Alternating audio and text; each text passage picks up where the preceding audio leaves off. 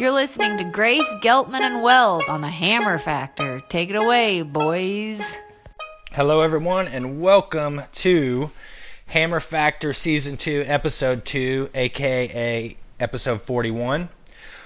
My name is John Grace, show host. On the show with me, I have Lewis Geltman, Policy Director for Outdoor Alliance and North Fork Champion, as well as John Weld, co-founder of Immersion Research and Whitewater legend. Fellas, can you hear me? How's our connection today? I don't know. We'll find out. Yeah. It's always a crapshoot. We got an action-packed show today. We got none other than Woody Calloway coming on the show to talk about some his life post-retirement, evidently. his post-retirement. Yeah. We're planning on putting on the Grand Canyon. He better do it quick. Well, he's thinking about how you're going to put on today. Good point. Well, he just snuck off of the Grand Canyon because he just got done with his second back-to-back trip. He did a 9-day trip before the new year, and immediately after the new year did a 12-day trip. So, crammed it in. It's more kayaking than I've done this year. Also on the show, we have a special guest, Kenny Unser, and on topic with our self-support Woody Calloway interview, Kenny is going to explain how to game the river lottery system. I'm super interested in this. Have you guys? Dude, this is going to be fascinating. Do you guys know Kenny at all? I don't. I know him a little bit. He's one interesting dude. I'm interested to see how he's going to be able to explain this system without like a spreadsheet and a PowerPoint. That could be the problem. I hope this is not tedious listening. Well, I'm interested. I'm concerned about how this piece of information is going to translate to radio. Well, and also, I think once he announces this, the cat's out of the bag, right? Or is this like one of those like how to win at poker books that never really works? It just.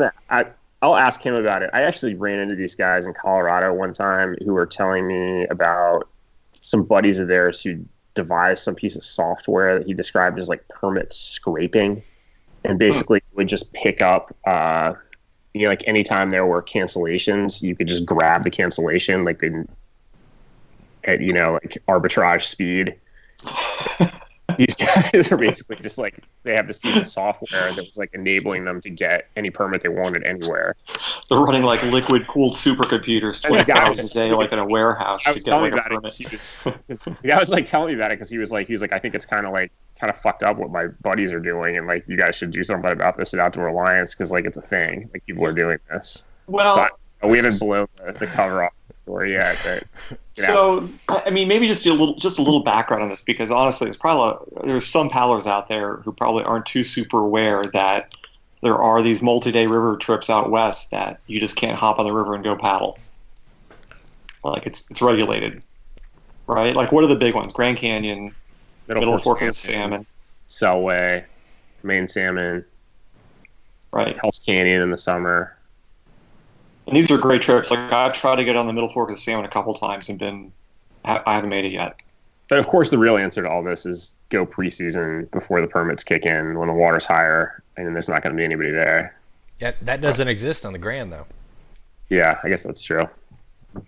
Well, we're going to find out how to game the system here today. Let's see. As well, what else is going on in Hammer Factor world? We sent out our 2018 sponsorship packet today. We got some. We already got some spots booked, so that's exciting. They're all from Colorado, which I find to be odd. To be honest. We've given them an awful lot of ribbing.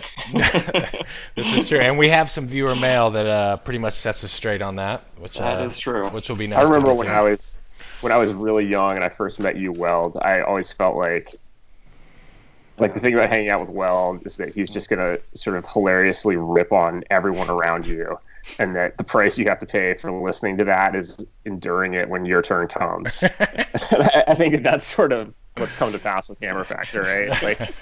Like your turn's going to come to get made fun of. We're going to give you a hard time. We're going to explain why where you live sucks, or like why the path is wrong.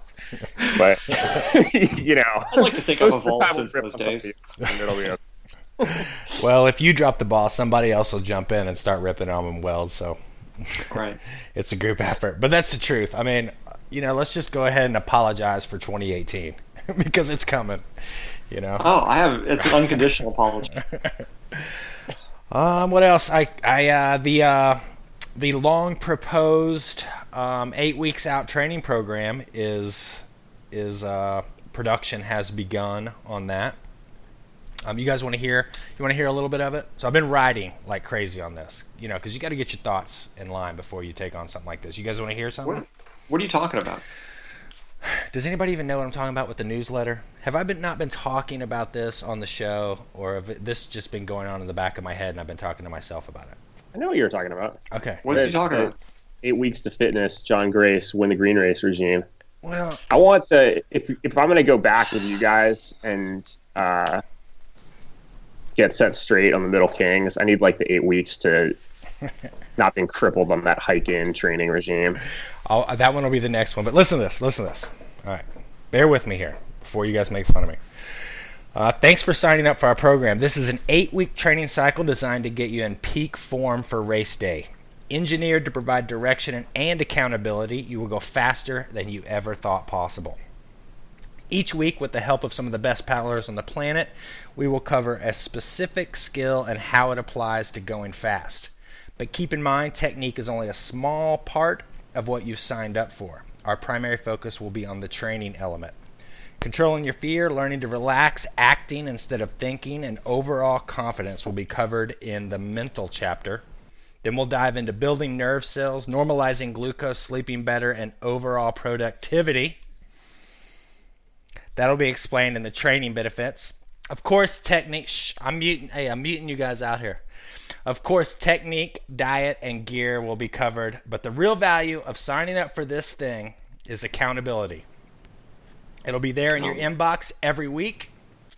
Do people pay for this? Because I was about to say, because speaking the of best accountability. Right. because the best training plan is one you actually do. So, Okay. Later. Is there a pyramid? Do you have like a pyramid drawing or something? like at the bottom of the pyramid is like carbohydrates or something like that.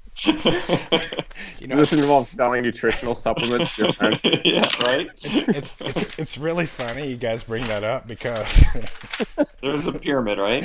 let me show you something here. You guys know what a mind map is?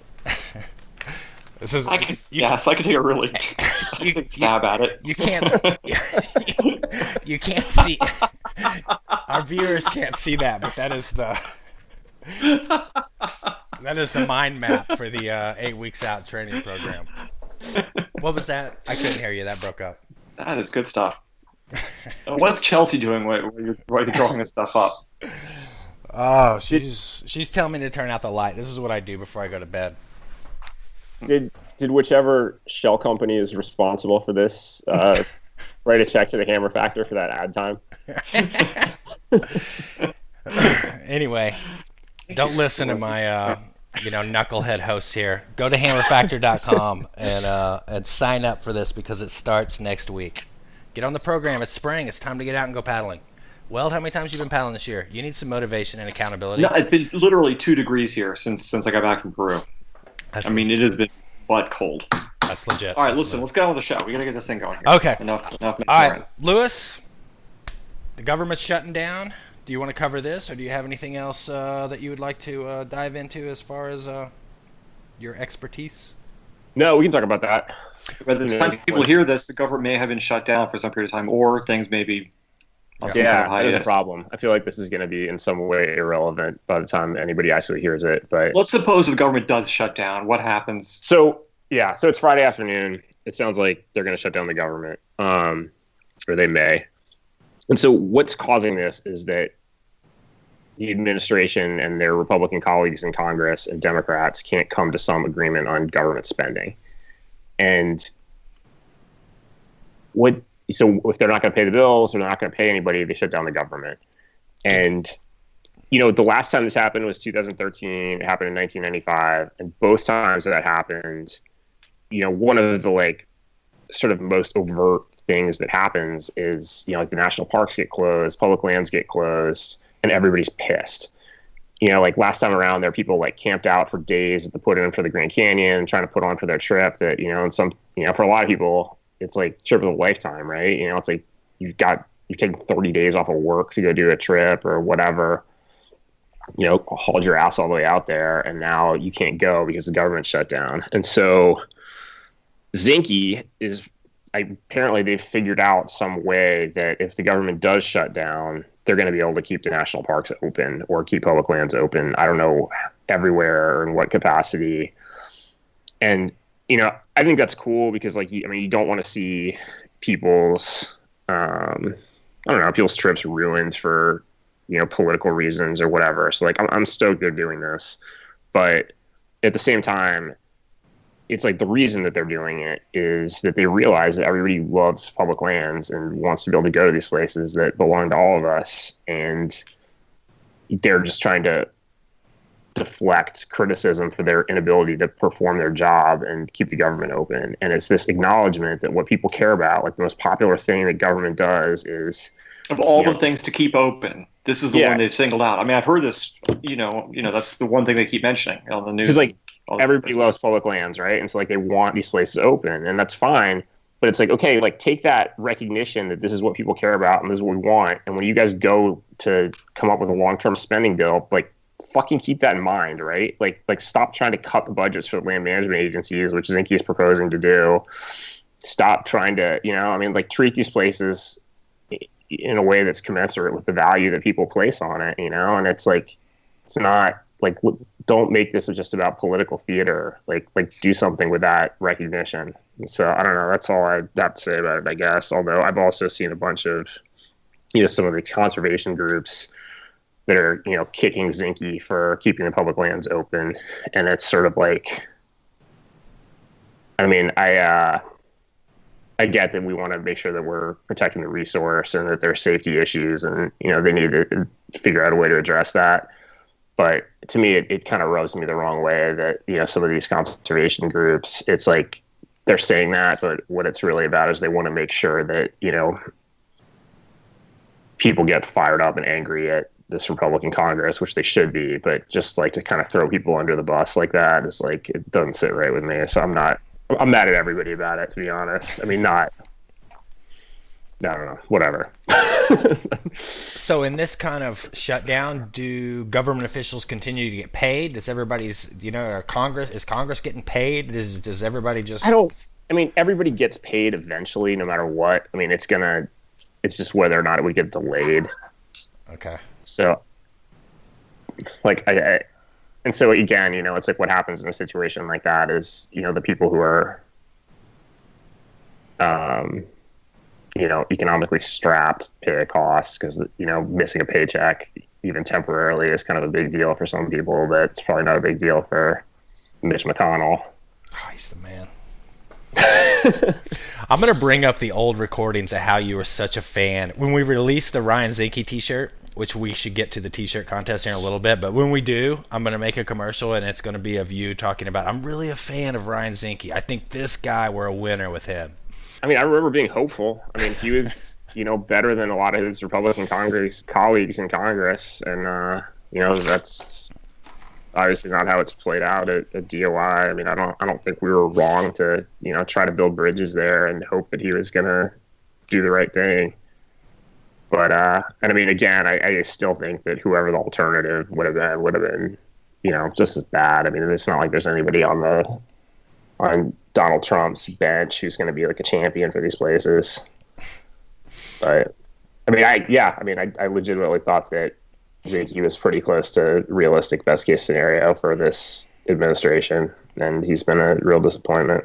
No doubt about it. Well, I'm just giving you crap. So. No, I know, but fair. So t-shirt contest, we've got some great designs. And what t-shirt contest is this? This is the t-shirt contest that you're giving a dry top for. Where are the designs? Well, as soon as I get my computer back from getting work done, I'll post them.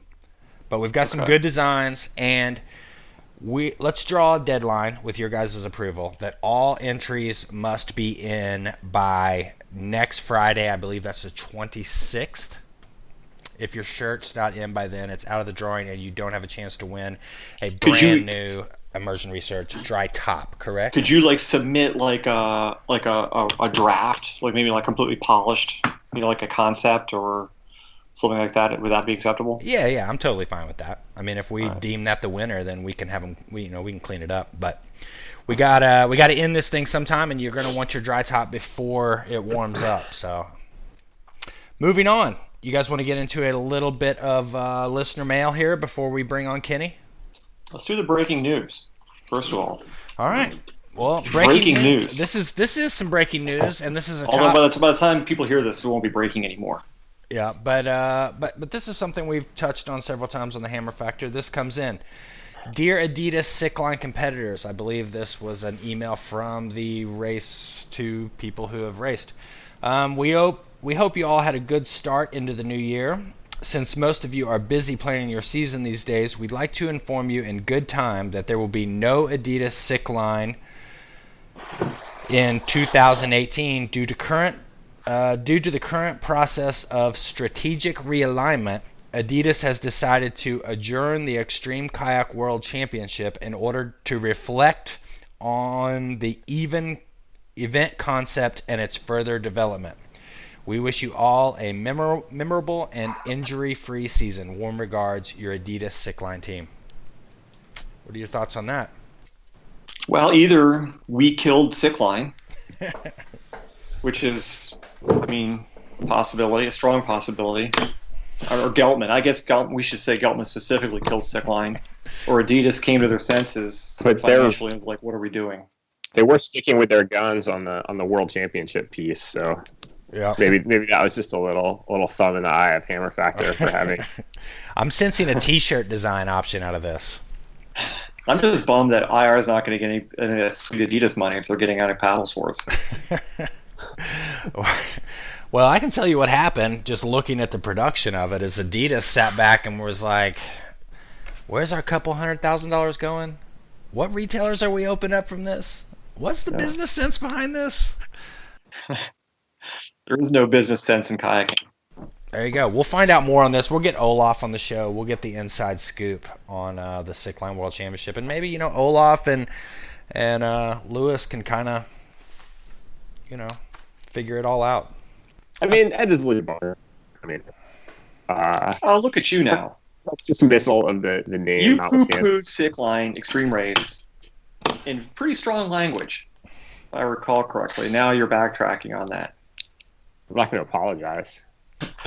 Oh, let's get into some listener mail here. We'll get more on that. I think, outside of the sport, money leaving is never a good thing. I mean, I would have loved them spend, 10% each year. Whatever. We'll talk about that next issue, but that is some breaking news. I mean, I have to be honest. What on earth was Adidas doing with whitewater kayaking? I mean, it doesn't add up, I wonder if that portends anything for the boys in the orange and yellow drywear. Yeah. Good question. I don't know. I mean, it is a bummer. I mean, it seems like it was a cool race, and it's cool that it existed, and it's fun as it is to talk shit about things. That's too bad. I hate to say this, but I just can't believe it went on as long as it did. All right, this comes in from Michael Van Ruler. Hey guys, love the show. Keep up the good work, or at least keep making fun of each other, and let us keep getting a good laugh. I really like the clear insight Lewis provides on the policy perspective. It's my favorite part of the show. No better way to stay informed for me. So I'm pretty new to kayaking, and I live in Omaha, and I'm planning on moving from here in 3.5 years when my daughter graduates high school. If you could pick any place to live in the U.S. for whitewater kayaking, an all-around best place to live, where would it be and why? I would love your guys' input. Thanks.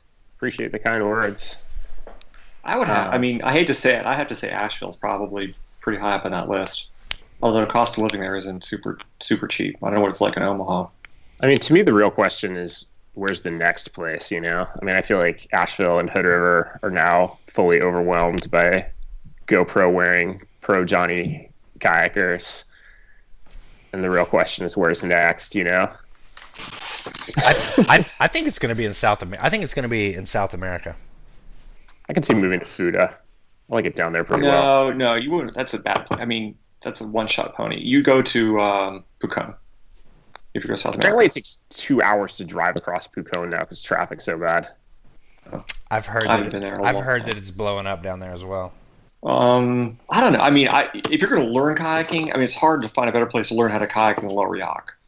You know what I mean? I mean, it's 24/7 water, and it is a very friendly piece of whitewater, class 3-4, that has great features, and the Upper Yacht's right upstream, which is, a great stepping stone.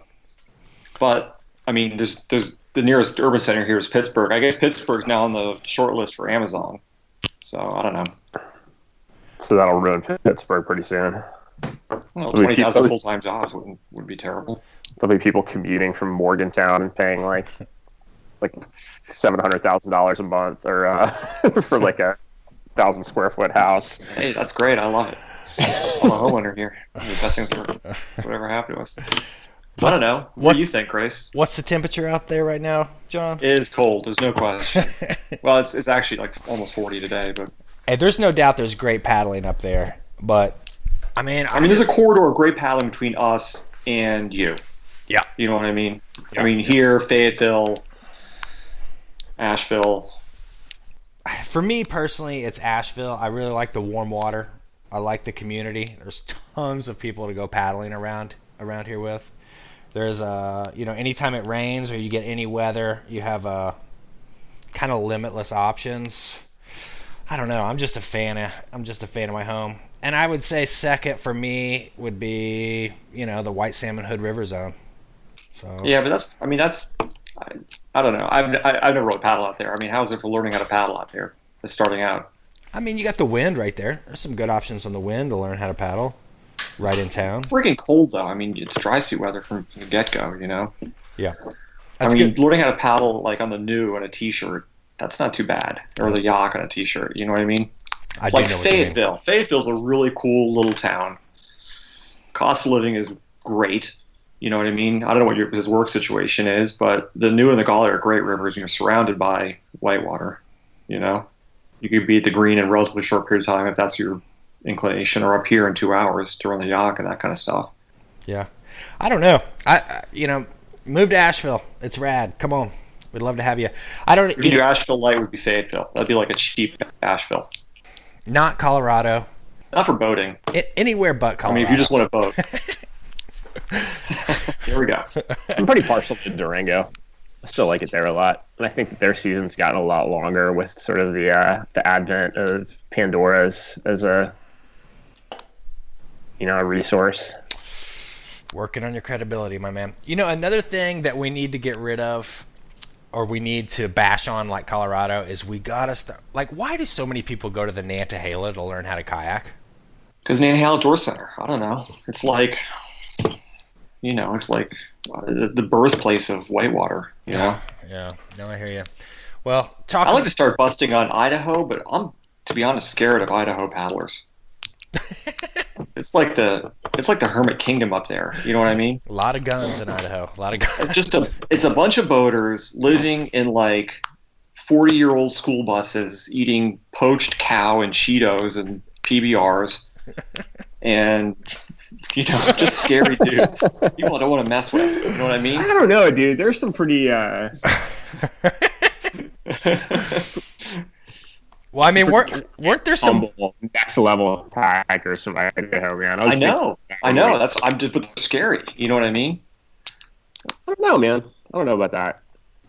That's just my impression. Idaho is sick. Idaho is good. It hasn't gotten like outdoor gentrified too hard yet in Idaho. No. I will say Banks Mag, I think I've pointed out before, Banks Mag is probably the best paddle sports publication that has ever been and ever will be. I like that. That's a bold statement, but I like that. I feel very comfortable making that statement too. Yeah, I agree. I don't know. We should get big these days. That's a good question. I'm going to say Asheville. You guys can pick your town, but that's what I'm picking.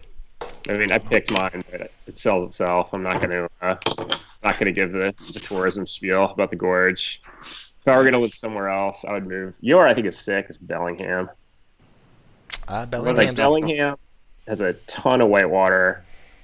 I'd say if we didn't have the Little White, it would be an easy call to say that the paddling is massively better in Bellingham. They have, way better skiing. It's like less than 2 hours to Squamish, right by the ocean. There's a college there. Yeah, but it rains like 340 days a year. It's good, man. I'd be in the bathroom with the lights out. Like, oh, it's great, dude. There's sick mountain biking there. Well, there you go, Michael. You know what else I think is really sick is North Bend, Washington, kind of like just east of Seattle. It's where Ernie's is. That's another really sick spot. What's the town? North Bend. North Bend. Sam Haywood says, Sam says, hey guys, I'm writing it again to rehash the rapid classification discussion. I just recently did my personal first descent of Tallulah Gorge. It went great, good lines both weekends that I went, and it was an awesome time. Where my issue lies is that I'm trying now to decide what is next. The Tallulah was fun, and I didn't feel pushed beyond my limits, so I'm trying to decide what is next on my run list. I've read A.W. Page after A.W. Page and own Kirk Edelman's Southeastern paddling books. I've got a few runs in mind, such as the West Fork of the Tuck, Green Light, Golly, and perhaps Overflow Creek. It's still hard to know what level I'm on. And A.W. and Edelman make some of these rivers seem super gnarly. I tend to be a cautious paddler who knows his pay grade, but I want to step it up incrementally. What resources or decision-making process can I use that you guys know of? Point of view YouTube videos rarely do these rivers justice, so I'm a bit of a loss. Let me know what you guys think about how people can step up their game without getting killed or maimed. Who wants to jump on this one? Well, I think the fact he's asking the question probably means he's already in the right direction. I think if you're competently running the Tallulah and you're moving around and you're not flipping in every rapid, pretty much all the rivers on there, I would say go for. I would be the only thing is, when I look at your list, the Green is controlled by a dam. The Tuck is controlled by a dam. The Golly is controlled by a dam. You have a pretty good idea of the flows that you're going to have on the river. A day when you head out to Overflow Creek, it could flash on you or it could be high, and that is kind of a big stepping stone between knowing what you're getting into and having to deal with a river and changing conditions. Would you guys agree with that? Yeah. I mean, I think generally speaking, if you're paddling, the dividing line's always class 4 and class 5. If you're paddling class 4, you're not going to get killed or maimed. You could take a couple embarrassing swims, but that's going to be the long and short of it. And you become a really, really great boater on class 4 whitewater. You know what I mean? I would certainly feel free to do as much class 4 as humanly possible. I think when it's time to run class 5, it's self-evident at that point. You're just wanting something else. You're just ready to do something harder. You want it. Yeah, I agree with that, man. I feel like, and I'm not trying to put that person in this category, but I feel like if somebody tells you that they're bored on class 4, to me that's like a huge red flag that you're not actually ready to be running class 5, because that means you're not really playing the river and pushing it and being creative and figuring out new lines. It's like if your approach is put in at the top and point it to the bottom, and so you find running class 4 boring, like you need to change your approach. And for sure, I can make the Upper Yaka pretty close to a class 5 run with a couple places. Yeah, guys, but go back to when you weren't running those rivers and you just were sitting there, just like this guy, scanning pages, reading the guidebook. You wanted to. Well, that's what we did, and times were different. Things were a lot more slower paced 20, 30 years ago when I started learning how to paddle, or 40 or 50 years ago, however long it was. Things just moved at a much slower pace. You spend years on the lower Yak before anyone would even discuss even thinking about going to the upper, And truth be told, by the time I went to the upper, it was fine. There was nothing to it. You know what I mean? It was a very uneventful trip. But I think that's what Lewis is saying. You know what I mean? And we were always entertained on the Chi Canyon and Lower Yak and classic class 4 runs around here. I would say go for it personally, especially if you have someone who knows the river and they're willing to let you get out and look at anything that makes you nervous. I'd say go for it. If you're ever nervous, get out and look.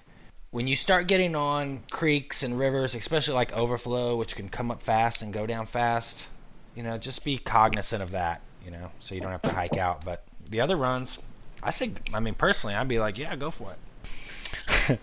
and reading the unavoidable subject. And reading the show notes here, and it's time to talk about the unavoidable, Colorado. Right.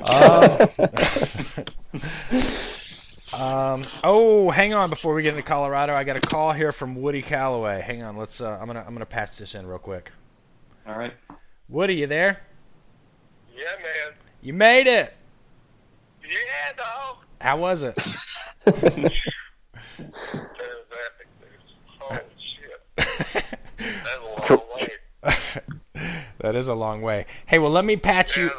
Are you gonna be around your Are you gonna be around your phone for just a little bit? Yeah, man. Let me patch you in here in about 10 minutes. All right. All right, sick. I'm still running shuttle, so I got my phone with me. Okay, that's perfect. All right, later. All right, there we go. Fresh off the river. This one comes from Andifer F. He's written before. I can't remember what it was, but he wrote us earlier about something. All right, so Andifer says, is anyone else starting to think it's John Weld's dream to move to Colorado to become a spandex-wearing dentist who sups at the BV Play Park after work? I can barely keep a straight face for that. I think you're right. I think that is really what is going on here. That could be. Especially since Fred sent us the picture of you in the spandex. Yeah, right. Thanks, Fred. That is so going on the Facebook page. So, John, is that your dream? How do you feel about that? Well, I think he's asking if anyone else is starting to think it's the case. I can definitely see you in BV, Weld. Joking aside, I think BV's an awesome town. It is a cool place for sure. Yeah. But what's that good taco place there? Ponchos. I'm not sure. I went there last summer and paddled there for 2 days on my way out and way back. It was super fun. Yeah, in a minute, we're going to read Fred's email, his rebuttal to our comments last week. And he mentioned I hadn't paddled there in the past 3 or 4 times I've been there, which is not true. I actually paddled there with Mike McKee. Hang on, let's read the email first before you start defending yourself. This one comes at us sincerely from Fred Morrison and Nelson Jones. And anybody who wants to vent on us and bring these emails, we deserve them. So anyway, Dear Hammer Factor, in regards to your comments on the river quality of Colorado and Buena Vista, we understand that we do not have the quality year-round paddling of places like Columbia River Gorge, and unlike Southeast boaters, we do not kneel towards Asheville 3 times daily. However, we do find... He's got your number. Yes, he does. However, we do find our rivers to be quite fun. They lack things like sieves every 20 feet. They don't have a lot of pool drop features. Rapids. We call those features. Yeah. They don't have a lot of pool drop rapids, so we actually have to learn how to chase gear if one of our buddies messes up, which, man, there's a lot of swimmers out there. When the paddling is good here, it's so damn good. Even Geltman should find it hard to be upset about manky conditions doing sunny laps of Pine Creek numbers in June at 3,000 CFS and slicey high water laps on Browns Canyon. Also, having a myriad of different sections on the arc really allows beginning boaters to develop well. Colorado has a lovely arid climate, so our gear actually dries and doesn't slowly grow into a moldy mess. On the other side of that, it is cold here, so the water is never really skin to wind weather. So a dry suit is necessary. Good thing, right, Weld? ? On top of all of this, the central location of BV allows us to get to all the goods in Colorado within 3 to 4 hours of driving. And yes, the Embudo is truly worth it. Come down anytime and we'll be happy to take you all down. We may not be the whitewater capital of the world, yet somehow we have plenty of southeast transplants. Probably because our summer season is quality. A lot of Colorado boaters love being here for the amount of year-round activity. We get some amazing skiing, and the mountain biking is rad too. Weld knows that since the last 3 times he was out here, he only went mountain biking and didn't kayak. However, his rep and now famous Hammer Factor guest, Max Blackburn, has boated with us plenty on his last 2 visits. So sorry, we're not sorry. We love BV, and we love traveling to awesome places like White Salmon, Somersville, Asheville, Irwin, and beyond. Plus, we've never hanged an elephant. Sincerely, Fred Morris and Nelson Joes. P.S. Attached is a prospective Hammer Factor shirt design. That's the one of Weld and spandex. I'm going to throw this one over to you, John. Well, first of all, I did paddle there a couple years ago, and I was saying, it was with Mike McKee, who's one of these guys from the Hermit Kingdom up in Idaho. He's like the sales rep. He was one of our sales reps. He was sales rep for Astral and Sweet and the usual gang. But for like the 6 months leading up to this paddling trip, he's like, I'm gonna swim your ass, Weld. That's what he kept saying. He'd call me, I'd be like, I want to make you swim like a bitch. This would be every day, every week for like 6 months leading up to this trip. But we finally get there. Fred McKee was doing literally, this? McKee was doing Mike this? McKee. Okay. Yeah, McKee literally swims in the first 10 yards of the pudding and loses his paddle, right? So then he has to hand paddle the rest of the river. And do you know Mike McKee? Oh, yeah. Not happy with the situ. He looks like a cat with like little baggies on his hands, like on his paws, like just a pissed off look, like dabbing his hands in the. It was great. But the second thing is, I'll be honest, Fred, you can't take an offensive position when talking about BV. You need to go on the attack. And in the spirit of that, I wrote an alternative letter Fred could have sent. Oh, this is great. Yeah, this is a different tack maybe Fred could have thought about taking. Dear Hammer Factor, I'm not even going to dignify your ridiculous stereotypes and vast sweeping ignorance of Colorado rivers with a comment, but I will take a moment to discuss some well-known facts about your so-called paddling paradises.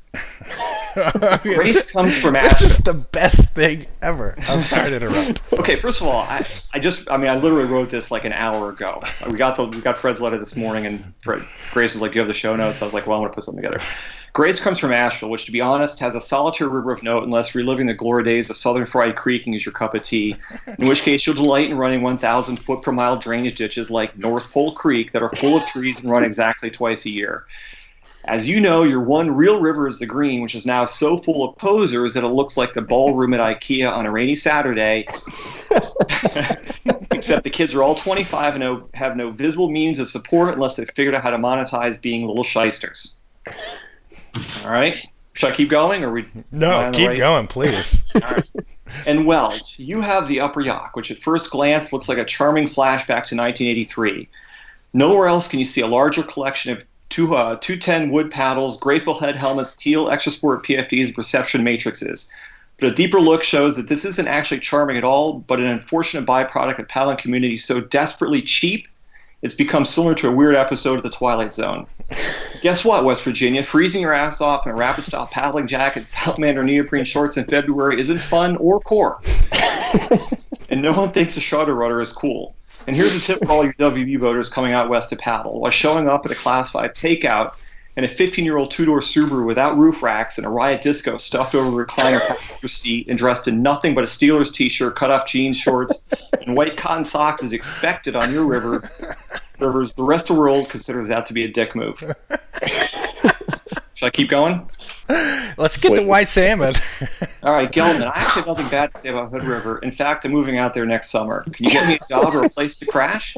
Oops, I forgot. California already moved to Hood River, along with every other bro wannabe in the rest of the country who's practiced staying jobless enough in the mirror they can pull it off without even a hint of sarcasm or self-loathing. A couple of quick questions before I move. Is there a website I can check to make sure that my choice of weed is the correct match for today's flow of Little White? Or was all that communicated via secret handshakes and white boy gang signs? Before I show up to Tuna Town, is there a list of approved gear, or should I just copy Evan? And what's the final amount Jackson has to pay before you can paddle a Jackson boat and not get your tire slashed? Due to all residents in town, I understand the welcome wagons were reduced to king hash, breaking into your house in the middle of the night like a clever raccoon and taking a dump in your bathroom sink and eating all of your food. I suppose it's all worth it if I can get one single glance of Rob Fuseli without his shirt on. Oh, wait, Rob now wants $1,000 per glance for that. With gratitude, Fred and Nelson. How's that? There you go, Fred. Man. There's your response, my man. That was good. Let's get Woody on the line here. I don't know what to say about that. That was really good. All right, if I had a little more time, I could have polished it up, but I think we got the point across. Yeah, let no one say we lack self-awareness here. Oh, man. That was great, Walt. Well, anyway. We love you, Fred. We love you, Nelson. And that was too much, man. That's going to definitely make the highlight reel. All right. We're bringing Woody Calloway on the show right now. Woody just got done with back-to-back self-support Grand Canyon trips, which is nearly impossible to pull off because you're only allowed to paddle the Grand Canyon legally one time a year. So we'll see if we can get Woody on the show here. Hello? Woody, can you hear me? Yeah, man. Welcome to the Hammer Factor. You're off the river. Woo! Now what? Keep the dream alive, man. Go right back out to the put it in. So how was your trip? It was awesome. We had great weather. Had some kind of little bit. Had to deal with some stuff, but a lot higher water level this time. We were averaging, I get probably like 19 grand for this trip. Last trip was probably seemed like it was about 8 grand. So it was awesome. So let me back up and fill our listeners in on this. So Woody, correct me if I'm wrong on all this. You have done a self-support trip on the Grand Canyon in the winter every year for the last 10 years. Is that correct? Correct. Yep. And you just capped off that 10 years by doing a December trip, getting off the river for what, 3 days? Couple days? 2 days. 2 days. 2 days. And then dropping right back on with another group. Is that right? Correct. Yep. All We right. dropped the deuce. Yep. Is that what we call it that? Well, What's that? We dropped a deuce. 2 trips back to back. All right, it wasn't that funny. Sorry. I got it. I got you. Hey, I'm not really with it. Yeah. No, that's cool. so Woody, it's a good thing you put on when you did. I think the government may be shutting down anytime. Have you heard about that? Dude, no. I don't know what's going on. I don't know who we've insulted. I don't know what the hell's been happening. Oprah Winfrey is president, by the way. Well, tell us about your 2 trips. Just kind of.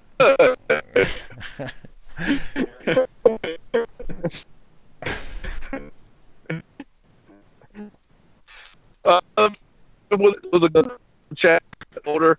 That was a long win. Well, Woody, welcome back to Civilization. I want to have you on the show to talk about all the ins and outs of self-support. You know, what people need to know, how they can do it, where they can go, and all that kind of thing. But you're kind of breaking up a little bit right now, so I'm gonna have to have. All you right, on it. sorry, man.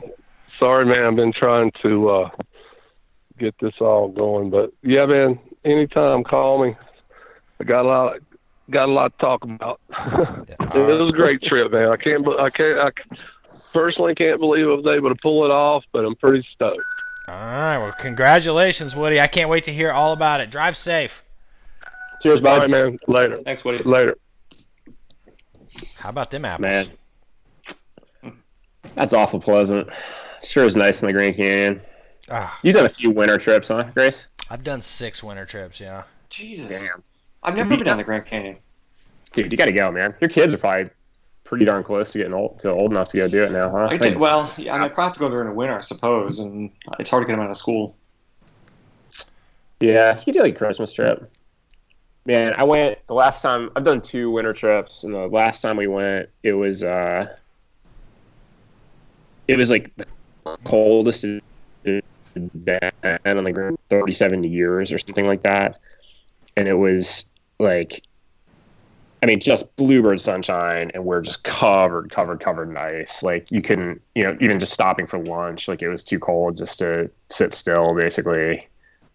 And like as soon as you get to camp, like you gotta get your shoes off right away, like because everything just freezes as soon as you stop moving. I brought my summer sleeping bag because I thought I was gonna save room for beer or something, and I was sleeping. I did it. I made a mistake on the Rio Grande on a Whitewater training camp. We did the whole Rio Grande in Whitewater boats, and I brought like a super light sleeping bag. And the first night I thought I was going to literally freeze to death. And so the second night you probably know this trick. I made a fire and heated up a bunch of rocks and then buried them and slept on the rocks. Have you guys ever done this before? Oh yeah, I've never done it, but I've heard it. Yeah. No, I was like cooking like a roasted chicken for like the first 2 hours, and I was sweating like a pig, and then I froze again. Except this time I was like cold and wet and frozen. I was sleeping with like a Nalgene full of boiling water, just like wrapped up in socks down by my feet, and like sleeping in my union suit, my down jacket, my hat, and it was like below zero. Like it was super, super, super cold. Was that like 2012, Lewis? I was in there one year. Right. I was in there one year, and it didn't get above freezing for the first 5 days. I bet that was the same winter because they were all talking about they've never seen anything like this. Yeah, it was really cold.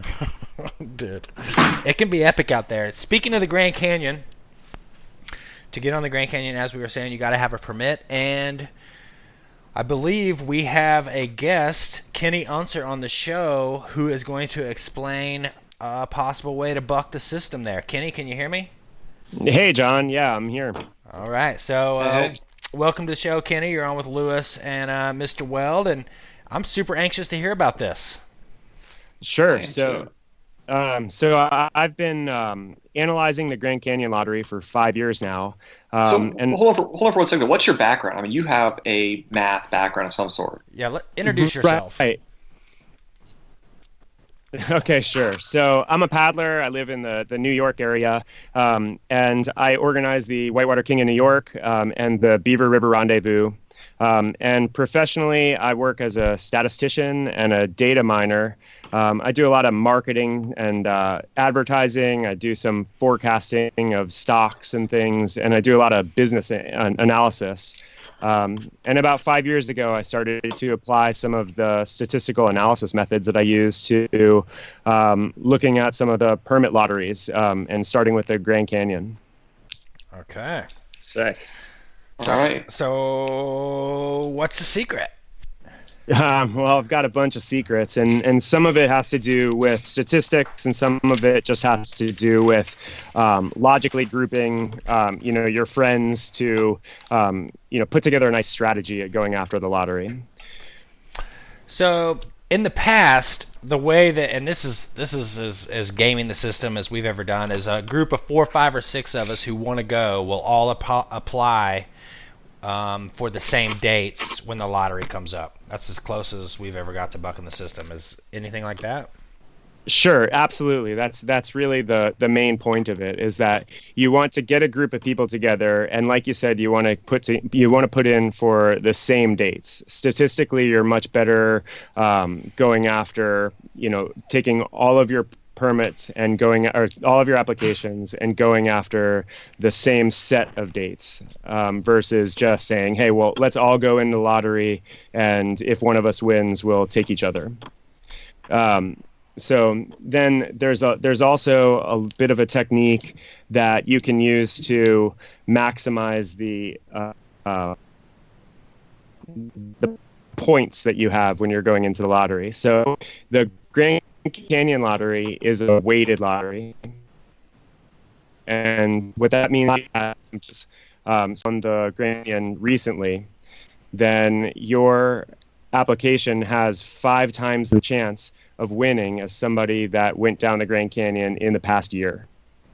Okay, so is it just by 1 year, or is it so after that year you didn't go, then your lottery ticket is the same value as anybody else who hasn't went?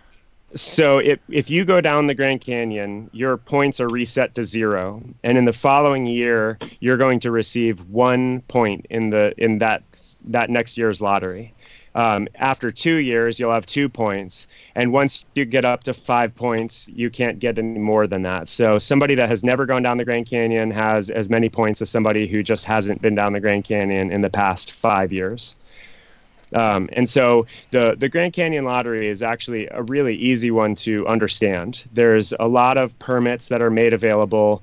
In general, there's 1 permit available per day, although there are several dates throughout the calendar that have 2 permits available.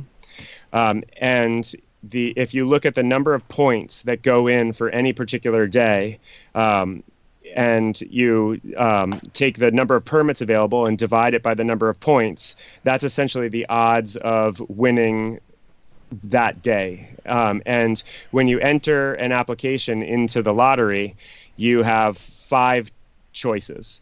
And so when that application is essentially going to be entered into 5 separate lotteries. And so what you can do is you can use statistics to figure out what your odds are of winning any one of those 5 lotteries that you're going to be entered into. Okay. All right. Can you see how many people are, like, how many points are being put on for each year, or are you just doing it based on, or like for each day in real time, or are you doing it based on like historic data? Right. So you don't, there's no real-time data available other than the number of permits that have been entered into the lottery. Gotcha. But there is 12 years at this point of historic information available on the National Park Service website that gives you some really rich information about how many permits have been available historically on each day, and how many applications, and more critically, how many points have been entered towards those daily lotteries. Got it. Okay, killer. And so what I can do is I can take those daily odds historically, and I can look at a number of things. I can look at trends, so are dates becoming easier or harder to win? And I can also assess basically how hard is it to win on certain windows of time. And so I can, from that, come up with some sort of a concept of how many points do I need to win dates during certain periods of time. Okay, fill us in on that. When's the easiest time to win, hardest time to win, and so on and so forth? So the easiest time to win a Grand Canyon permit is going to be in either mid-January or late December. And if you're going after those dates, and let's say that you haven't been in a while or have never been down the canyon, and you're holding on to 5 points, you're going to be able to win a date there without having to put together much of a group.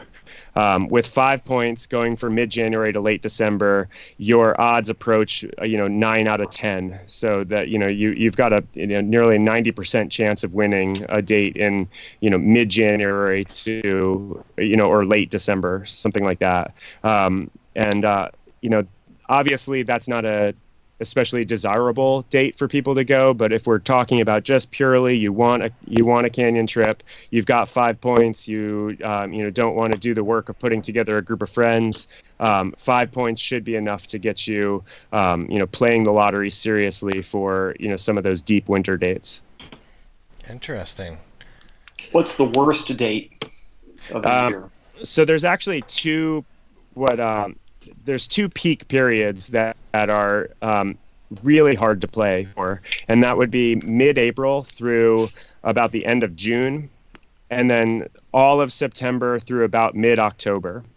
In some of those cases, when you enter the lottery, you're entering for applications that are generally standard size permits. There are also small size permits that are available during peak months, so that would be April through August. What's a small size permit? A small size permit allows you to launch 8 people.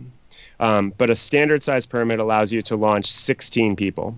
And so if you had 16 people and each of them have 5 points, and you spend $400 to submit 16 applications for a combined 80 points, even going for some of those peak periods, you've got a lower probability than a coin toss of winning a permit during some of those peak periods that I just said. So, if you're trying to go in early June or, mid-September, even with 16 people with a full 80 points, you still don't have, a lock on winning that lottery. You say it's 50-50. It's a little less than that, and increasingly getting worse. So, and how much is the fee? How much would you pay for that chance? So there's a $25 fee per application. So if you wanted to submit 16 applications, you're going to be paying $400. Oh, wow. What about the 8-person versus the 16-person? Is there any difference there in your chances of winning? Sure. So there's some pros and cons at looking at those small permits. First of all of the small permits are during a period of time when the odds of winning the lottery aren't especially good. But in some of the times, maybe early April and such, they can be a lot easier to win than say a mid-June date. The other thing is that the small permits typically launch on the same day as a standard permit. So there'll be 2 permits available, a small permit and a standard permit. And on those days, the small permit being offered can be up to 4 times easier to win than the standard size permit. And that's point for point. So obviously, if you have a group of 8 people, it's going to be harder to get a large point number than if you have 16 people together. But given the odds, it might actually make more sense for you to put together a smaller group with half the points and go after some of those small permit dates. So the small permits are definitely better odds point by point than the large permits. And in fact, they might even be better to just go after in general than a standard size permit. Let's say I'm just a regular. Say I want to do a kayak trip down the Grand Canyon. I don't really care about group size. I can find 16 or 8 people, and I don't want to freeze my ass off. What's the what would you recommend I do? So even the dates that the small permits are available are hard to win. So if you're looking to, chances are you're not going to be able to put together a group of 16 people with 5 points, and you're not going to be interested in putting together 16 applications and spending $400. You're probably going to end up realistically with a point total maybe around 20 or so. If you have about 20 points, say 4 friends with 5 points, or a group of people that might have less than 5 points that total somewhere around 20, you're going to be better off looking at some of those shoulder season dates. And they're getting harder and harder to win every year. But so dates. If you show up with 5 people, do they just group you together with another 11, and that's? No. Is that how? No, absolutely not. No, you win the permit, and you can launch as many or as few people as you want. I don't know. You can just go by yourself if you want. Hey, no question is a dumb question on the Hammer Factor, Will. Yeah, you guys look at me like I'm an asshole.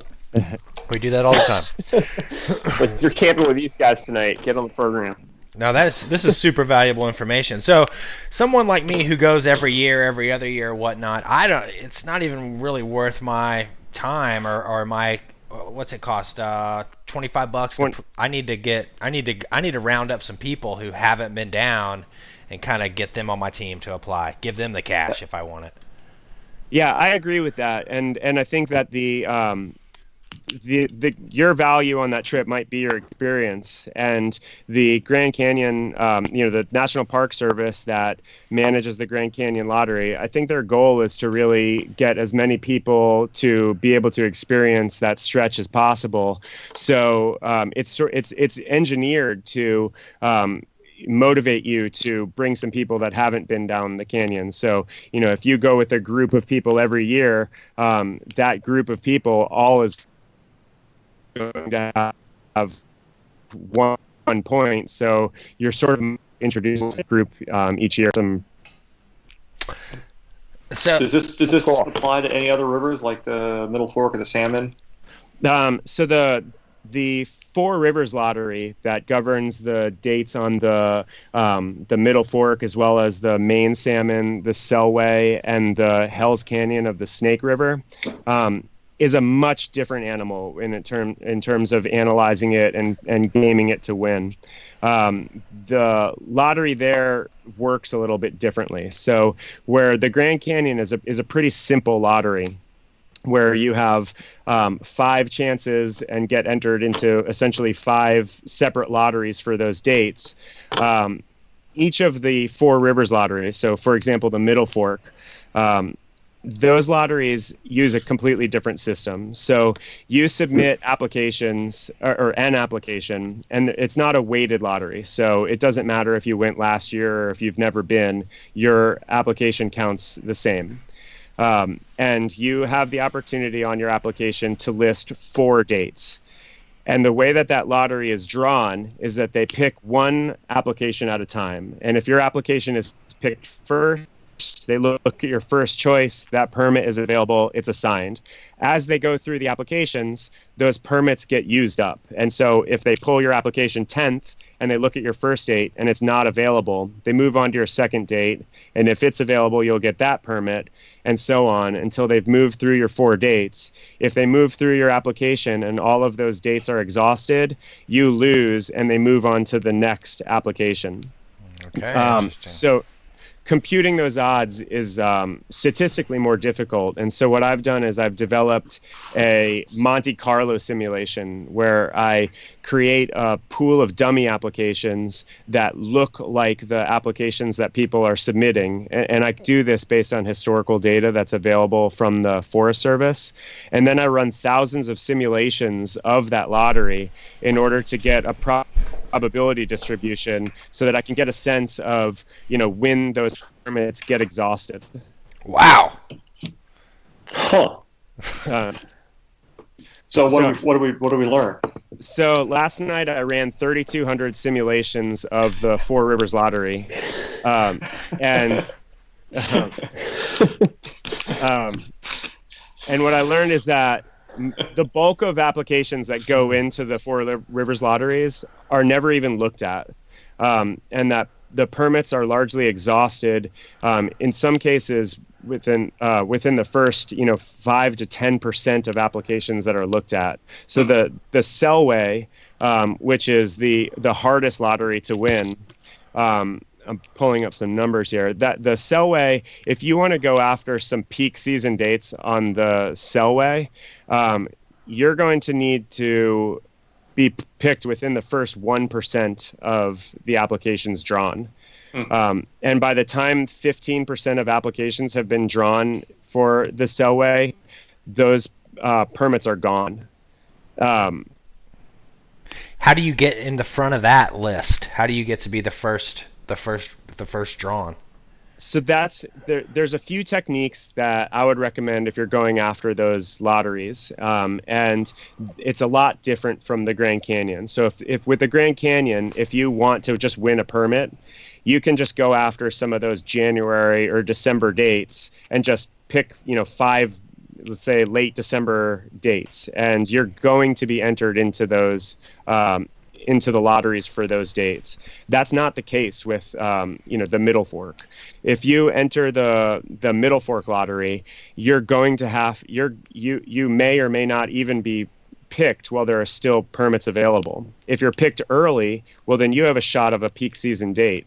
If you're picked not super early, but early enough that there's still dates left, then you have a chance at some of the early and late season dates that there are permits available for. So a good strategy that you can follow in going after dates for the Middle Fork or any of the 4 Rivers lotteries is to diversify your date selection and start with the dates for the peak season. So that way, if you're drawn within the first 1%, it's likely that all of the peak season dates are going to be available. So you'll have your pick of those dates. If you're drawn a little bit further down, it's likely that all of the peak season dates are gone, and so you may as well have a backup date in there. And so rather than trying to pick a week and put in 4 dates for that week, you're either going to get picked early enough to win that week or you're not. And so you're better off picking 1 or 2 dates from that week and then backing it up with the dates that are sort of at the beginning or end of the season, according to whether you're willing to do that. I mean, obviously there's snowpack and water level considerations. So you want to pick the worst dates you're willing to launch on and put those towards the back of your application choices. So how many people are applying to run the Calloway? I mean, when you say 1% of how many applicants? In 2017, there were 4,470 applications for the Calloway, and there were 62 permits available. So that's even just the odds per app are 1.4%. But then consider that there's a peak season and an off-peak season. So if you're looking for peak season dates on the Calloway, you're looking to be drawn within the first 0.5% of the application pool, which means that even if you submitted 20 applications, you still have something less than a 18% chance of winning a permit. And how about the Middle Fork? Because we've been trying to get a permit for the Middle Fork for a while now. So the Middle Fork, last year there were 12,980 applications that went in for 387 permits. So overall, that's a 3% odds of being drawn and winning a permit.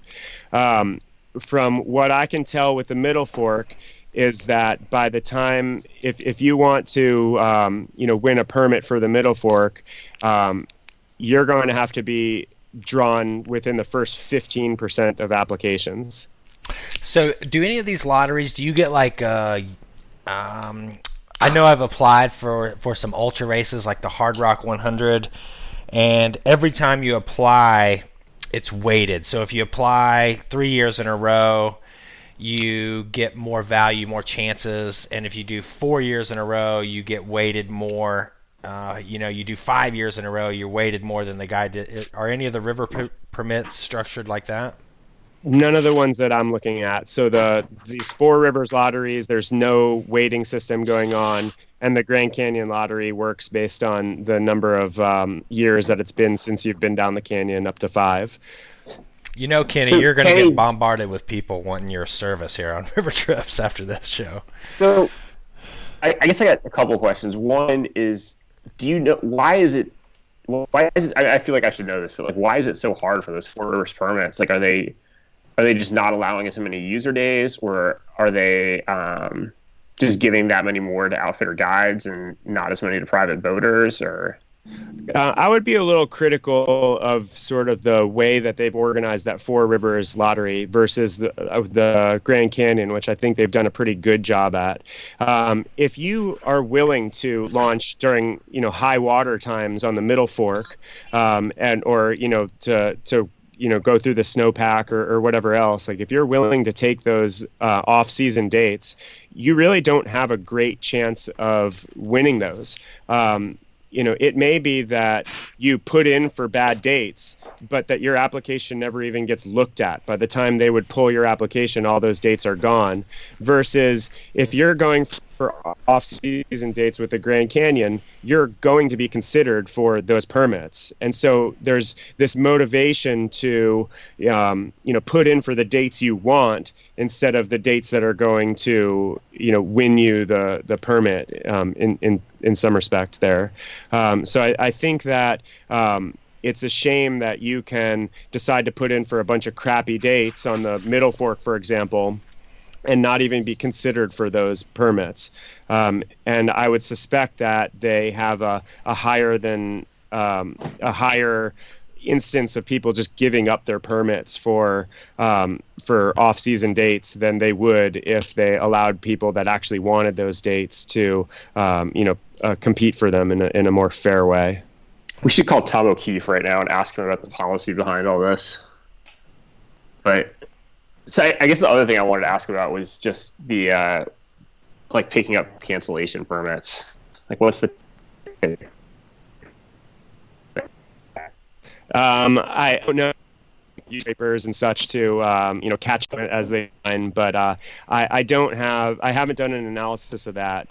And similarly on the Grand Canyon, they have follow-up lotteries. I haven't done much analysis on the Grand Canyon follow-up lotteries, but what I have looked at, it seems that your best way to win the Grand Canyon lottery is in that initial lottery. And when the dates become available through follow-up lotteries, typically they're a lot harder to win than those same dates were in the initial lottery. Super interesting, because I've always applied in the follow-ups. Would this be a good just after listening to this? So, you know how they have the PATLs on your Grand Canyon lottery applications? So if I got like all my family members and I told them to all, and then none of them want to go down the Grand Canyon, and they all applied for the permit and they just put me as their PATL, and they'd all get 5 points for their, guarantee their 5 points, that would be a good way to buck the system, eh? So there's definitely some consideration that you want to give to those PATL slots, and for the people that aren't aware of what that is, when you submit an application to the Grand Canyon Lottery, you have the opportunity. Then that's your only opportunity to name some backup trip leaders on the permits that you might win through that application. If you, for whatever reason, can't go and launch on that trip, and that could be, excuse me, in the long term, something comes up on that date and you decide long in advance you can't go, or even if you get injured right at the last minute and can't show up for that launch date, the only person that can take over that permit is somebody that was named on your application. So it's a really good idea to list people in that PATL slot on your application.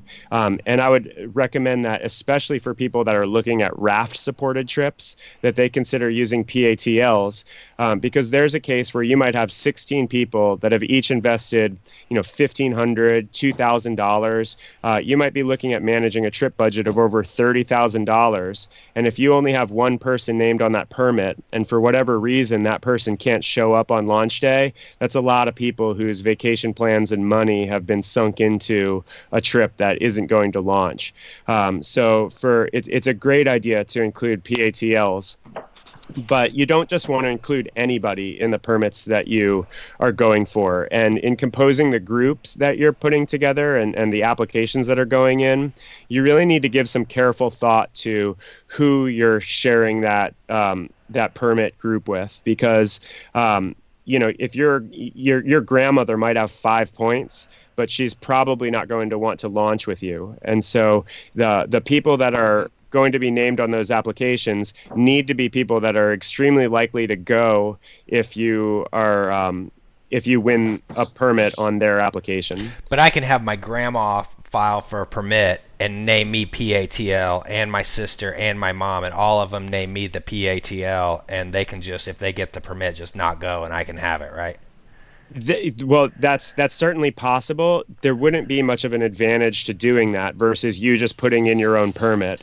And the reason is because the way that the points shake out on those applications is that the person on the application that has the least number of points is going to, that's the number of points that application gets. And you're not so if you have 5 points, if your grandma has 5 points and you have 1 point and you're on the same application, that application only gets 1 point. And because you can only be listed on one permit, either as a TL or a PATL, you won't be able to put in an application of your own. Okay. There you go. Super interesting stuff, Kenny. Do you guys have anything else about that? Because we're running out of time here, and I want to shift gears into some King of New York, and just let Kenny kind of explain what he's got going on. Let's can we call Keith real quick and just get the rundown on why this is like this, like why it's so hard to get a Calloway permit, why it's one launch per day. Right now? Yeah, I just text him. All right, dial him up, put him on there. All right. All right, this will be edited out here, you guys. Man, that's super interesting, Kenny. I had no idea. I'm going to ask you, Kenny, about how you got away with putting like the women's silhouettes on your race shirt. Which one's that? The Queen of New York shirts from a few years ago? Yeah. I think that the shirts that you're seeing were a small issue, and they were just given out to a few folks. So that's not something that we ever kind of sold or marketed. So yeah, we didn't actually get away with that. We kind of closely guarded those. Okay, I gotcha. We put some girls on a Green Race T-shirt one year, and I still hear about it. Yeah, I remember that. Dude, were you the one who sent me the King of New York shirt, Kenny?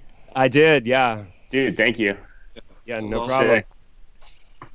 That didn't work. Let me just try this. I'll just call a cell phone. Are you calling through Skype? Do you have credit on your I account? was. No.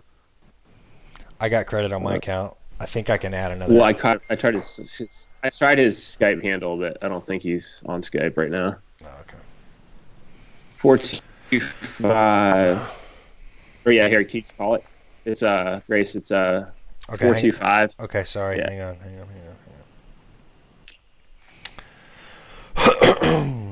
Okay, 425.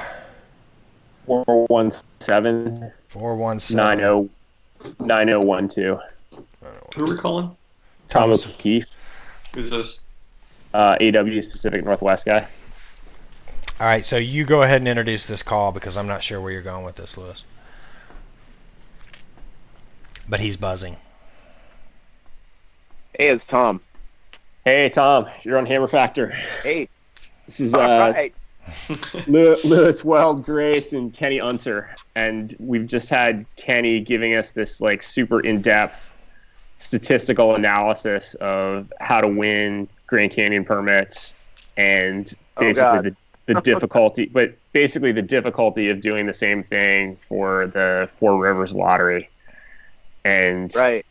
we want to know why, like what's up with the Four Rivers Lottery? Like, is it just not as equitable of a distribution between outfitter guides and private trips, or they're just not allowing as many user days because it's a different ecology up there, or what's the story? There's too many people. Too many people want to go on river trips, man. Just too many people spread over like a way shorter season. Is that the issue? Yeah, I think that, and then also, I mean, for the Calloway, for example, they only allow one launch a day, and that's something. I mean, I've been wondering about this. Have any of you guys been on the Calloway? Never. Well, I just thought about trying to go preseason, but never made it happen. Yeah, so they only allow one launch a day, and there are a lot of campsites along that river, and the idea that, it's a river system that's, really remote and lightly used. I mean, there's horse packing, there's bush planes, there's lodges in there. There's a lot of activity on that river system that's not just river users. So it's not like going to a remote destination, somewhere up in BC or Alaska where you're not going to see anybody. And I think that was, one of the original visions when that system was set up was that, like, okay, well, this would be a really unique opportunity that you wouldn't see anyone else on your river trip, and that'd be a real special experience. And I think, I'm just speaking for myself here, but having been on that river, I think you could have, more than one launch a day on that river system. So that's something that's like, that's worth people thinking about. So and that's one. Does that all come from the Wild and Scenic Management Plan? Yeah. So every Wild and Scenic River has to develop what's called a comprehensive river management plan.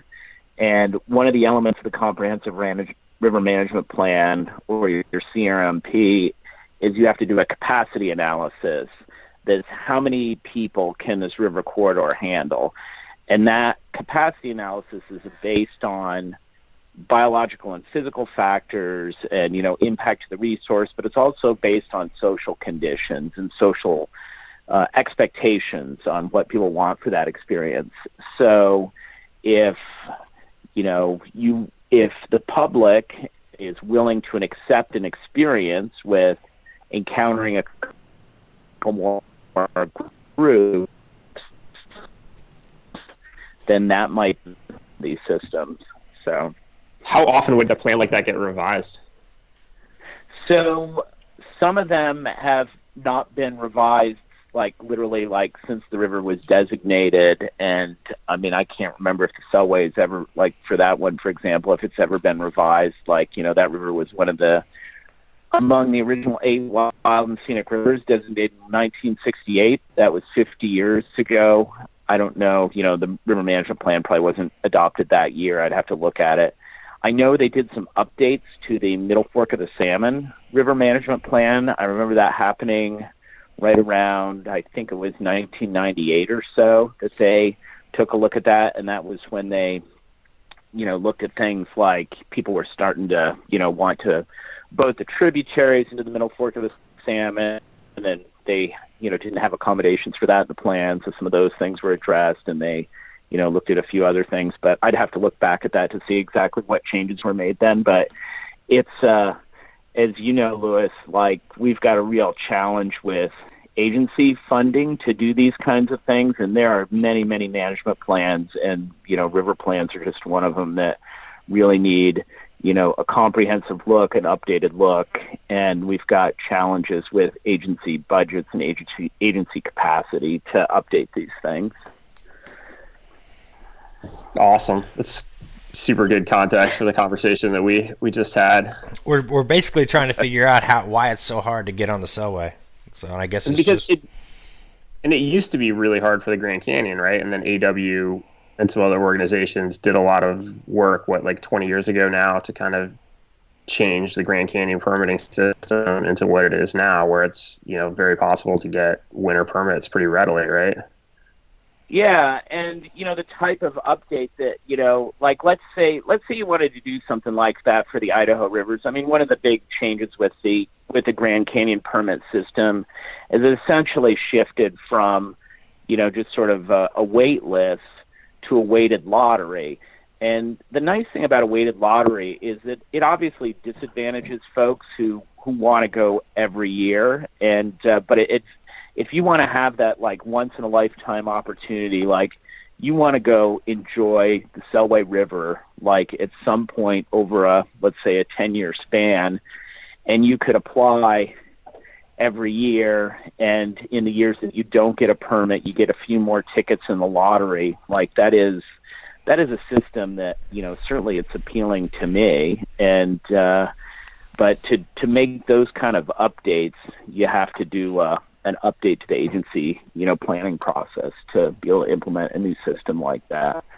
As I don't know if you guys remember, but when that update was made to the Grand Canyon, it was a big public process to do that, and there was a fair amount of controversy over it with the outcome. But so when you have that type of limited resource and high demand, how that's allocated is, always takes a lot of effort to sort through a public process on that. Who is unhappy with how things shook out with the Grand Canyon? Was it outfitters and guides? I mean, I guess, from our perspective, it seems just like worlds better than it used to be. Yeah. I mean, that's my personal perspective. If you wanted a different perspective on this, there's a group that's actually River Runners for Wilderness, and Tom Martin's been, kind of the leading up that effort. And I think if I could, put words in his mouth, I think his perspective is there's simply too much of that resource allocated to outfitters and not enough allocated to the general public. And, there were changes made to the permit system for how trips were allocated among the general public, but there was no really redistribution of the commercial permits and the general public. We did get some more user days in the shoulder seasons, the spring and the fall and in the winter, so they were able to increase capacity a little bit for the general public during those but we'll definitely have to have you back on for some Northwest kayaking talk. All right. I feel like I made the big time. Like I am on the hammer factor. You are big time, People Thomas. recognize you in the grocery store. You are big time. Well, thanks for coming on, and thanks for that. Yeah. Good deal. Great talking to you. See ya. Thanks, Tom. Later. Well, there you go. I guess there's just not many permits for the old Calloway. I don't know anything about the Calloway. How many days is the Calloway typically? Maybe I think it's only like 40 miles or 45 miles. I think it's a pretty quick trip. Sneak in there one week and just do it. Yeah. Dude, I mean, all these rivers, I mean, that's the thing about the Four Rivers lottery is permit season is from like May 25th until whenever water runs out, or May 15th maybe for the Calloway. And so like you can go spring, it's going to be a little colder, but you're going to have, higher water. Like I've only been in the Middle Fork once, but we did it in April. Just drive up there and put on. It was great, man. I mean, there was probably 5 feet of snow on the ground on Boundary Creek, Boundary Creek, whatever creek that is where you put in, because you can't drive all the way down to the Middle Fork because of the snow. But I mean, we camped at Hot Springs like 3 out of 4 nights. Like, weather was nice. It was glorious. Nice. I mean, to me, that's the way to go. Nice. I guess that's kind of the beauty of being a light and nimble in a kayak. For sure. So, King of New York. Kenny, tell us about King of New York. Sure. So it's going into its 8th year this year, and it's held in the Adirondacks in the late summer into fall, starting with Labor Day weekend at the Beaver River Rendezvous, where we have 2 races, one on the Raquette River and one on the Beaver River, and then finishes up at the Moose River in October. So it kind of kicks off the fall racing season here in the on the East Coast. The King of New York's a thing now. Like it has reached. If people talk about how do I get an event started, you do it 8 years in a row, and it becomes a thing. Yeah, these grassroots events just sort of grow, don't they? Yeah. We've also been doing the Beaver River Rendezvous to accommodate all the people that have been coming out to the Beaver River for the King of New York races in the past couple of years, and that's become an event that kind of stands alone and has been growing pretty rapidly in the past couple of years. It's a really great weekend to come up and check out. There's multiple release sections running every day, so you could get on at least 2 rivers every single day, and they're dam regulated, so you can count on the water level, and a lot of times we've got some natural flow around that time too. So 3 sections of the Beaver, the Black River, the Moose often runs, and the Raquette at minimum, and then we've got some other rivers we're trying to bring into the fold with releases on the easier Salmon River, and we're trying to kind of combine whatever we can to just make that the kind of an ultimate weekend of whitewater paddling. Yeah, the King of New York is on my list. I've done the Moose, but I've never been up to any of those races. What kind of people come to the rendezvous? Is it all paddlers, or is it just kind of a full-on festival, or what's the scene like? Well, we're trying to grow it more and more. It's in the past, because of the difficulty of some of those sections, it's skewed more intermediate to advanced paddlers, but we're trying to integrate some other sections in there to kind of round out its appeal to the rest of the community. So we've got the Class 2-3 Salmon River, and we have been organizing releases on the Black River, which is Class 3-4, and then that combined with the 3 sections of the Beaver with the Class 3-4-ish Taylorville section, and then we've got a real steep narrow section called the Eagle, which is just a really cool and unique feature. It's sort of a mini sort of single track ride down, quarter mile, and you can hike back up and keep doing it. And then we've got the Mosier, which is a section that only runs 1 day a year, and it's got a bunch of waterfalls and a really big slide that starts off at the put-in.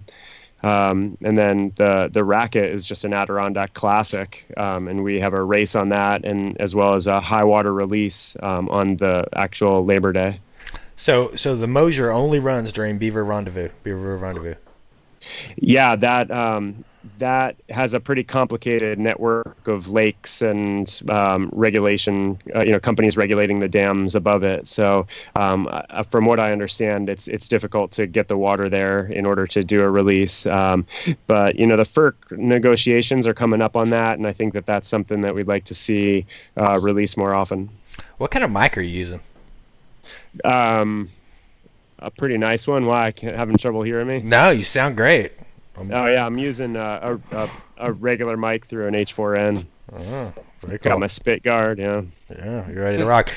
well, thanks for coming on, Kenny. That was super valuable information. Yeah, thanks sure. for time, man. Yeah, cool. Thanks for having me. Yeah, we'll have you back on soon. Thanks.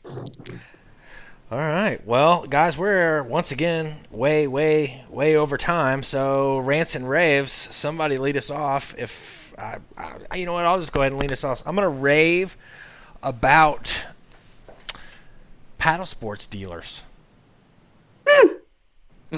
So, I sent out specifically the ones advertising on our show. Yeah, specifically them, but the just the enthusiasm that, just for this show and for Whitewater, and, a lot of people, like, when we first started this, I don't know. I just appreciate the enthusiasm, and I got it. I got the most enthusiasm from the core retailers out there. So that's my rave. That's a good one. Well, we know Fred's listening. That was great. I would say he's monitoring. He's not really listening. He's just waiting for like a BV reference. His pen got overshadowed by yours well. But I thought that was a real Chamber of Commerce level contribution there. And he's right. There's some good kayaking. I started thinking about the kayaking in Colorado. I don't think the creeking's very good, but can I be honest? I've done like 3 rivers in Colorado. One of them was the Big South, which was phenomenal. Dude, that's the best one in the whole state. Yeah. Gore is sick. Viacito is all time. Yeah, Valcito, that's a great. The shooters with high water is pretty fun. But come on, who are we going to pick on? And I'm not picking on people from Idaho. I've laid that out as clear as I can. I'm scared of that. I think we shouldn't pick on them. I'm just reminiscing of paddling in Colorado, and I recall now that I've had some pretty nice times out there kayaking. Oh, I've had some killer times all through Crested Butte, all that stuff. But the level of mank is unprecedented. I'm not going to back down from that. John Gray says it's manky. You know it's manky. Oh, Jesus. Here we go. All right, I'm gonna rant. I'm gonna rave. This is a rave to cover my tracks. I'm gonna rave about the River Sport Kids Camp because it became clear to me after last week's show. I think Kirk was probably interested in the River Sport Kids Camp, which, to be fair, is the original paddling kids camp in our neck of the woods, and they're still going strong. The IR thing is informal. It's not been organized. It would in no way interfere with River Sport Kids Camp, but every summer for the past 40 years, River Sport has done kids paddling programs up there. So if you want a sure thing and not count on IR to put some flaky thing together, just go to River Sport and do it right from the beginning. So I was kind of wondering about that on the last episode. Yeah. Mr. Geltman? I got nothing. I was going to kind of rant about the government shutdown in the parks and stuff, but I feel like I kind of got that off my chest earlier. Well, just do dog poop in bags. You want to just throw Sickline under the bus? Yeah. I can rave about river sport with you. I remember having some real fun times hanging out up there up at Ramcat, watching Fun Trapper. And we ran Drake's Creek one time. I remember you and the rest of the DC crew, and there was snow on the ground. And true to form, you were like barefoot, like in a pair of Lycra shorts and barefoot with snow on the ground, in like a slalom boat running a truly manky class 4, 5-ish creek. Yeah, I was in a hurricane, and my main recollection of that is freezing, going to catch like the last eddy above some little ledge and missing the eddy and falling over the ledge backwards with you probably scouting or watching or something like that, and just being like so unholy embarrassed about it. that was my main recollection. This was like 4 days. Well, thank you for listening to Hammer Factor, and we will catch you next week.